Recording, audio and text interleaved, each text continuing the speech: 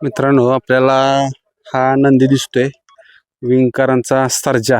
आत्ता 4 दाते आहे आणि बरेच आत्ता फायनल त्याने घेतलेले आहेत आणि बऱ्याच गावात बऱ्याच ठिकाणी मालकाचं नाव करतोय. बघू नक्की कुठून घेतला आणि कसं कसं नियोजन केलं, कारण काय होतं, भलेही मोठ्या दावणीत नंदी असू द्या किंवा एखाद्या गरिबाच्या घरी असू द्या, पण गुलाल मिळत नाही. कारण बैल जर पळाला तर सगळ्या गोष्टी साध्य होते ते.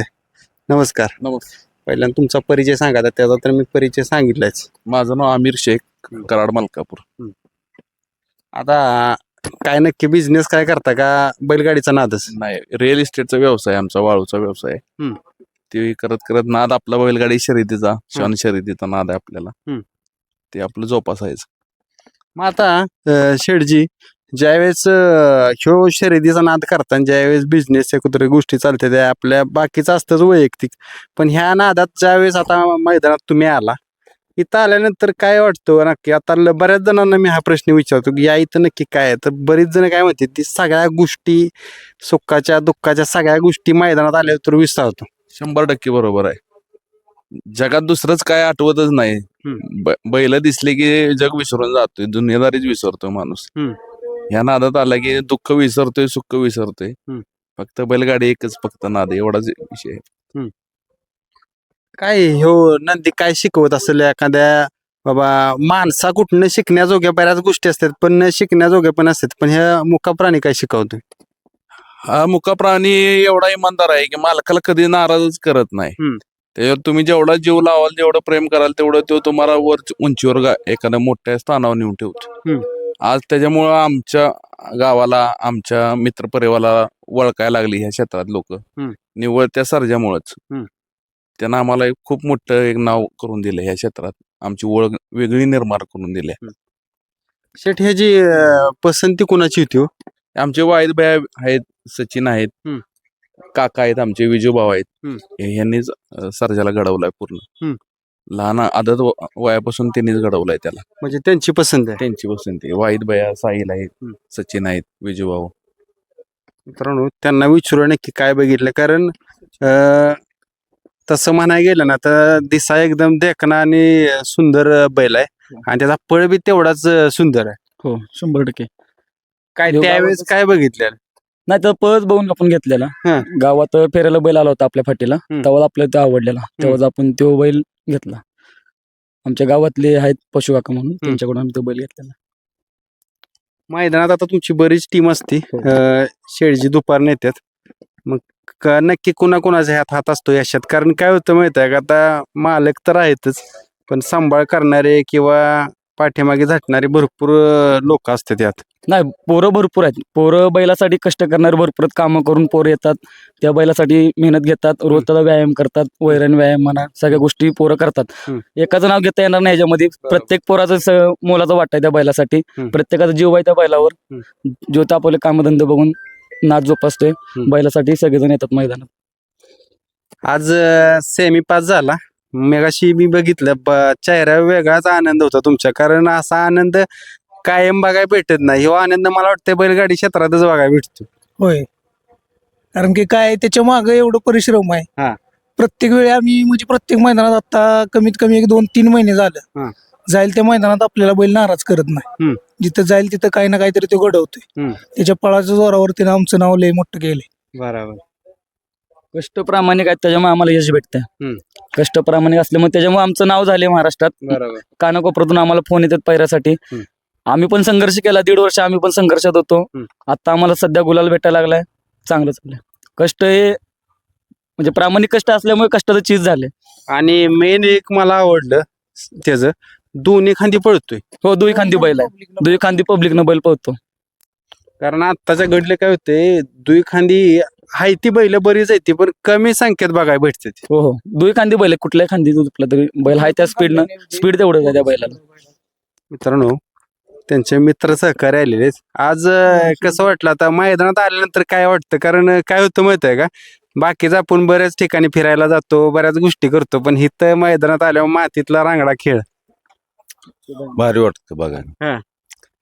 म्हणजे एक छंद म्हणजे छान आहे. सेमी पास झाल्यानंतर ह्या मुलांना मी विचारतो त्यांचा म्हणते ती गगनात आनंद मावत नाही. काय वाटतं तुम्हाला सेमी पास झाल्यानंतर? आता तुम्ही बघतच असाल लाईव्ह. लॅव बघतानाच आम्हाला सेमी पास झाला म्हणजे आनंद व्यक्त करता येणार हा. नाही. तर आम्ही लगेच निघालो सेमी पास झाला म्हटलं. त्या आनंद पाहिजे आम्ही इथं आता पोचलो. मित्रांनो खरं आहे बरं का, बैलगाडी क्षेत्रातला ह्यो जो आनंद आहे गुलालाचा तो वेगळाच आहे. माणूस कुठेही असू द्या मैदानात 2 मिनिटं का होईना पण त्या नंदीसाठी आणि त्यांच्या सहकार्यासाठी ह्याच्यात आता आज त्याला तुम्ही धरलेला आहे. आणि ज्यावेळेस असा नंदी आपल्या हातामध्ये असतो की कायम गुलालात आहे त्यावेळेस वेगळा जे का अभिमान असतो आपल्याला. मुळात कसं आहे, ज्यावेळी सर्जा मैदान उतरतोय त्यावेळी आम्हाला आमच्या स्वतःचा पण आत्मविश्वास असतो की आज काय नाही, आपला सर्जा फायनल मध्ये बसणारच गोलाला. आणि आम्ही ज्या वेळेला गट पास करतोय त्यावेळेला तिथून निघतोयच की बाबा जाऊन आज गोलाला घेऊन यायचाच. ह्या आत्मविश्वास आम्ही कराडातून इथं पोचतोय मैदानात. तेवढा आत्मविश्वास कसा काय नक्की काय वाटतं गट पास झाल्यानंतर की बाबा 100% सेमी पास होणार? ज्यावेळेस सकाळी आम्ही बैल गाडीत भरतोय त्यावेळेला ते जे चढण्याची थेरी, उतरण्याची पद्धत ह्याच्यावरच आम्हाला अंदाज येतोय की आज काय ना काय सर्जा घडवणार. आणि त्या आत्मविश्वासानं आम्ही पुढे गेल्यानंतर मागून निघायची तयारी करतोयच. आता ही तुमचं बोलणं ऐकलं किंवा सांगितलं तुम्ही, या गोष्टी फक्त एक बैलगाडा मालक किंवा बैलगाडी मैदानातले मित्र सहकारीच बोलू शकतो.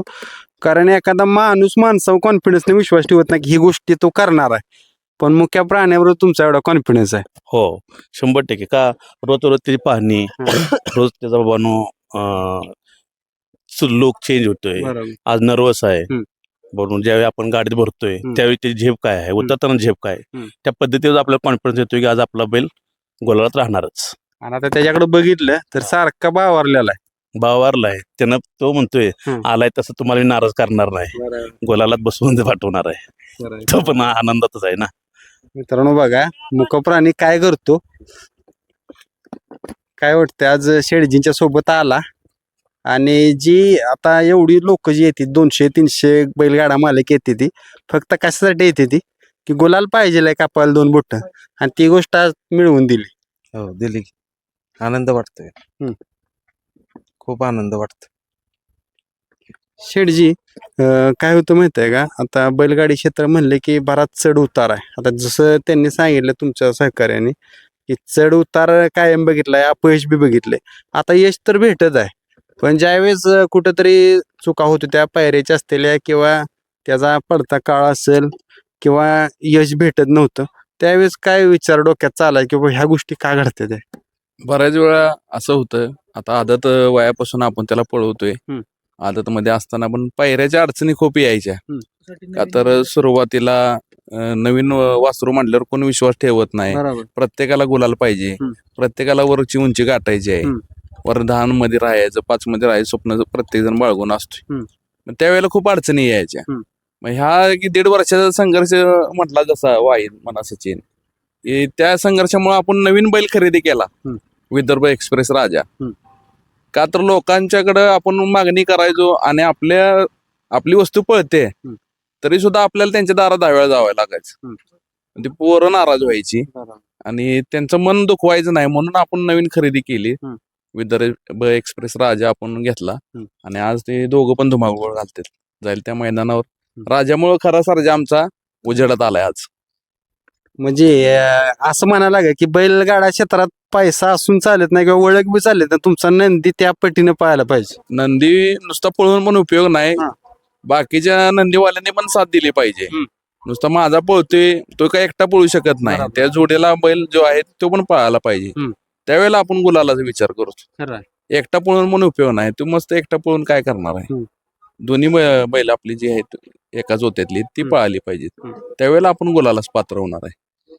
एक प्रश्न विचारतो मी, बरीच जण मला बोलते, मी मुलाखती घेत असतो आणि मला हा प्रश्न विचारत असते की नक्की बैलगाडी मालकांना तुम्ही एक प्रश्न विचारत जावा की नक्की यातनं काय साध्य करताय तुम्ही, या बैलगाडी क्षेत्रात येताय, तुमचा अमूल्य वेळ वाया घालवताय, पैसा खर्च करताय, त्या लोकांना काय सांगताय? कारण त्यांना ह्यातला काय नाद नसतो किंवा काय माहिती नसतं, फक्त ती बैलगाडा मालकच सांगू शकतो. नक्की काय मिळतंय त्यांना सांगा फक्त.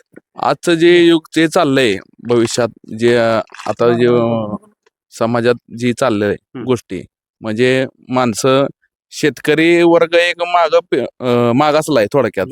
शेतकऱ्यांचं जीवाभावाचा खेळ म्हणजे बैलगाडी शर्यत. हे नाद आपल्याला पुढच्या पिढीपर्यंत पोहोचवायचा आहे. तो कधी पोहोचणार आहे ज्यावेळेला हे बैलगाडी शर्यतीचा नाद प्रत्येक घराघरात जाईल त्यावेळेला लोकांच्या मनात शेतकऱ्यांसाठी एक आदर निर्माण होणार आहे, एक आवड निर्माण होणार आहे बैलांची. आणि हे बैलगाडी जो शर्यती क्षेत्र आहे ह्याच्यामुळे ह्या जगाच्या कानाकोपऱ्यात हा खेळ जायला पाहिजे, माझी अशी इच्छा आहे. मित्रांनो बघा, खरं सांगितलं त्यांनी.